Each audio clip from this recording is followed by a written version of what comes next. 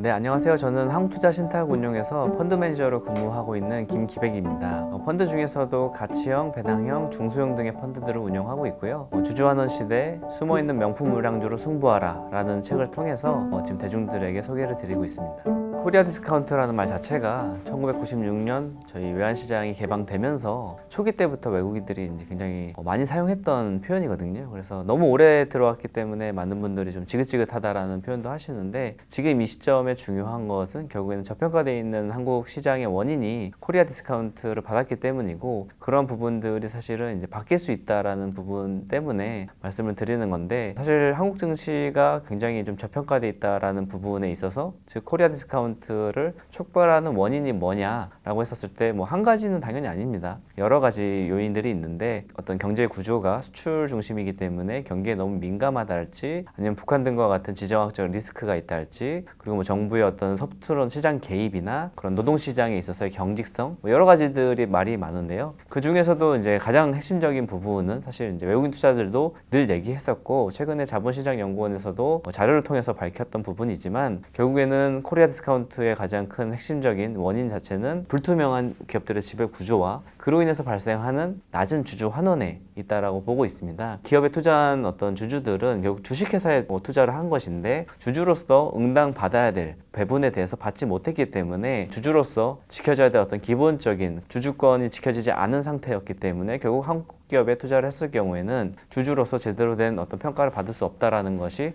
사실 외국인 투자들이 오랫동안 해왔던 얘기고, 이제 그런 부분들에 대해서 사실 이제 한국 증시가 변화할 조짐이 보이고 있습니다. 한국 증시 같은 경우에는 이제 코리아 디스카운트라는 어떤 그런 오명을 쓴 채로 지금까지 왔지만, 어떻게 보면은 이제 사회가 코리아 디스카운트를 해소하기 보다는 한국 주식시장이 우상향에 실패를 하면서 결국에는 이제 이런 부분들이 양적 성장이 있는 것이 아니라 질적 성장에 있구나라는 것들을 사실 사회적으로 이제 변화들이 시작됐다라고 보시면 되거든요. 그 중에서 이제 결국에는 가장 중요한 것은 지배주주와 일반 주주의 이해관계가 일치하지 않았기 때문에 코리아 디스카운트가 생겼다라고 보시면 되고요. 그것을 해결할 수 있는 가장 좋은 방법은 주주 환원이라는 방법입니다. 주주 환원이라는 건 어려울 게 없어요. 기업이 만약에 100만큼 벌면 그 중에 30, 40, 50만큼을 주주들에게 나눠주는 겁니다. 당연히 그 회사에 투자한 주주들의 어떤 주식 수에 비례해서 이제 나눠주는 건데, 한국 기업들 같은 경우에는 주주 환원에 굉장히 인색했다 보니까 결국 주주로서 누릴 수 있는 권리들이